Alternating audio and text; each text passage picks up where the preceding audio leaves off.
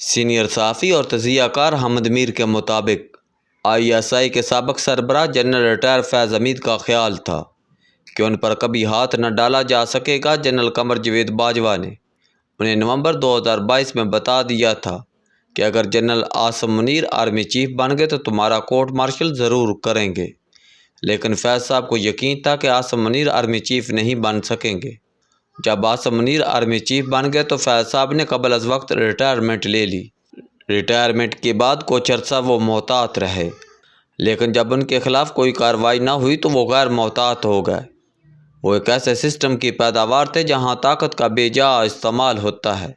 اختیارات کے ناجائز استعمال پر ادارے کے اندر تو جواب دہی ہوتی ہے، لیکن جب آپ ادارے کے سربراہ بن جائیں تو پھر ملک کا آئین و قانون بے بس ہو جاتا ہے۔ فیض حمید کو یقین تھا کہ اگر ان کے خلاف کوئی کارروائی ہوئی تو وہ یہ ثابت کر دیں گے کہ انہوں نے جو کچھ بھی کیا جنرل قمر جاوید باجوہ کے حکم پر کیا، اور باجوہ کے خلاف کارروائی کی کوئی ہمت نہیں کر سکتا، لہٰذا ان کے خلاف بھی کارروائی نہیں ہوگی۔ فیض حمید اپنے آپ کو ضرورت سے زیادہ چالاک اور ہوشیار سمجھتے تھے، اور یہی ان کی سب سے بڑی خامی تھی۔ ریٹائرمنٹ کے بعد وہ ایک نہیں 3 مختلف جماعتوں کی قیادت کے ساتھ رابطے میں تھے۔ وہ تحریک انصاف کے جنوبی پنجاب سے تعلق رکھنے والے ایک رہنما کے ذریعے مختلف لوگوں کو پیغامات بھیجتے اور تحریک انصاف کو اپنی مرضی کے مطابق چلانے کی کوشش کرتے رہے، یہاں تک کہ اپنے من پسند افراد کو پارٹی میں عہدے دلانے کی کوشش بھی کرتے تھے، جس پر تحریک انصاف کے اندر ان کے خلاف بے چینی پیدا ہو چکی تھی۔ اس بے چینی کے باعث کچھ ایسی خبریں بھی باہر نکلی کہ انہوں نے تحریک انصاف کے کچھ رہنماؤں کو فوج کے حاضر سربست افسران کے خلاف بھڑکانے کی کوشش کی، اور جب ان خبروں کی تصدیق ہو گئی تو پھر فیض حمید کے خلاف ایک 7 سال پرانے مقدمے کو کھول کر کورٹ مارشل کی کارروائی شروع کر دی گئی۔ ٹاپ سٹی اسلام آباد کے مقدمے کی تحقیقات کے دوران ان کے خلاف ٹھوس ثبوت سامنے آ گئے تھے، لیکن جنرل قمر جاوید باجوہ نے ان کے خلاف کارروائی نہیں ہونے دی۔ ٹاپ سٹی میں فیض حمید کا کردار کوئی ٹاپ سیکرٹ نہیں تھا۔ اصل ٹاپ سیکرٹ تو وہ معاملات تھے جن کی وجہ سے فیض حمید کو یقین تھا کہ ان کے خلاف کارروائی نہیں ہوگی۔ ان کے اعتماد کی سب سے بڑی وجہ پاکستان کی بڑی سیاسی جماعتوں میں ان کے گہرے تعلقات تھے۔ مسلم لیگ نون میں ان کے تعلقات کی گہرائی کا یہ عالم تھا کہ فیض آباد دھرنا کیس میں سپریم کورٹ کے فیصلے پر عمل درآمد نہ ہونے کی وجوہات جاننے کی ایک کمیٹی بنائی گئی۔ اس کمیٹی میں موجودہ حکومت نے اپنے انتہائی قابل اعتماد پولیس افسران کو شامل کیا۔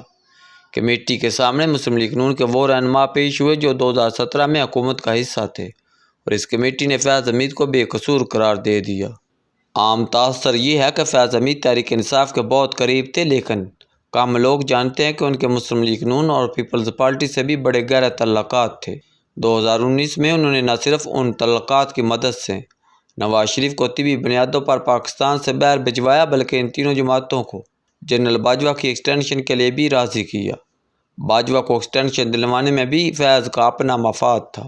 ایکسٹینشن کے نتیجے میں کچھ سینئر افسران ریٹائر ہو جائیں گے اور فیض حمید کا نمبر اوپر چلا جائے گا۔ 2022 میں باجوہ ایک اور ایکسٹینشن لینا چاہتے تھے، لیکن اس مرتبہ فیض حمید آرمی چیف بننا چاہتے تھے۔ فیض حمید آرمی چیف بن کر قبل از وقت انتخاب کرانا چاہتے تھے، اور ان کا منصوبہ یہ تھا کہ تحریک انصاف اور پیپلز پارٹی کی مخلوق حکومت بنا کر پاکستان کا آئین بدل دیا جائے۔ ان سے غلطی یہ ہوئی کہ وہ نواز شریف کی طرح آصف علی زرداری کو بھی طبی بنیادوں پر پاکستان سے باہر بھیجنا چاہتے تھے۔ اس مقصد کے لیے انہوں نے بلاول بھٹو کو استعمال کرنے کی کوشش کی، لیکن بلاول نے اپنے والد کے خلاف کسی سازش کا حصہ بننے سے انکار کر دیا۔ بلاول نے مسلم لیگ نون کے ساتھ مل کر PDM بنائی، اور یوں عمران خان کی حکومت گرانے کے لیے کوشش کا آغاز ہوا۔ باجوہ نے عمران خان کے خلاف سازشیں اس لیے شروع کی کہ خان صاحب کچھ معاملات پر باجوہ کا حکم ماننے کے لیے تیار نہ تھے۔ پہلا پھڈا تو عثمان بزدار پر ہوا، دوسرا پھڈا اسرائیل کو تسلیم کرنے پر ہوا، اور پھر جب باجوہ نے فیض حمید کے ذریعے بھارت کی national security adviser Ajit Doval کے ساتھ اپنے ایسے فیصلے کرنے شروع کر دیے جن کا عمران خان کو علم نہیں تھا۔ جب اپریل 2022 میں بھارتی وزیر اعظم نریندر مودی کا دورہ پاکستان طے کیا گیا تو وزیر خارجہ شاہ محمود قریشی نے اس دورے کو مسترد کر دیا۔ عمران خان نے اپنے وزیر خارجہ کا ساتھ دیا جو باجوہ سخت ناراض تھے، اور فیض حمید دونوں طرف کھیل رہے تھے۔ انہوں نے ایک طرف تو بھارت کے ساتھ line of control per cease fire کے معاہدے پر آمادگی ظاہر کی، دوسری طرف عمران خان کو باجوہ سے بازذہن کیا۔ عمران خان کا خیال تھا کہ بھارت نے 5 اگست 2019 کو مقبوضہ جموں کشمیر کی حیثیت کو تبدیل کر کے پاکستان کو دھوکہ دیا ہے، لہٰذا اس دھوکے کے بعد بھارت کے ساتھ سیز فائر اور نریندر مودی کا دورہ پاکستان ان کے لیے مشکلات پیدا کر دے گا۔ کشمیری رہنما سید علی گیلانی ان تمام واقعات پر صرف پریشان نہیں بلکہ ناراض تھے، لہٰذا جب عمران خان نے مودی کا پاکستان میں استقبال کرنے سے انکار کیا تو باجوہ کے ساتھ ڈیڈ لاک ہو گیا۔ بعد میں صدر عارف علوی نے یہ ڈیڈ لاک ختم کرانے کی بہت کوشش کی، لیکن فیض حمید نے عمران خان کو باجوہ پر اعتماد نہ کرنے کا مشورہ دیا۔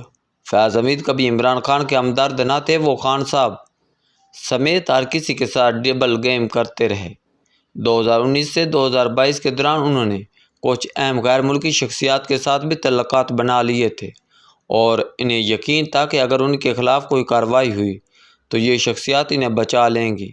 ابھی تک ان شخصیات نے فیض حمید کو بچانے کے لیے کچھ نہیں کیا۔ فیض حمید کے خلاف کارروائی سے فوج میں کرپشن کا راستہ رکے گا، لیکن اصل مسئلہ کرپشن نہیں بلکہ سیاست میں فوج کی مداخلت ہے۔ اس مداخلت سے ہی کرپشن کے راستے کھلتے ہیں۔ فوج کو مضبوط بنانے کے لیے ضروری ہے کہ سیاست میں فوج کی مداخلت ختم کی جائے۔ فیض حمید جیسے کردار فوج کی سیاست میں مداخلت سے پیدا ہوتے ہیں۔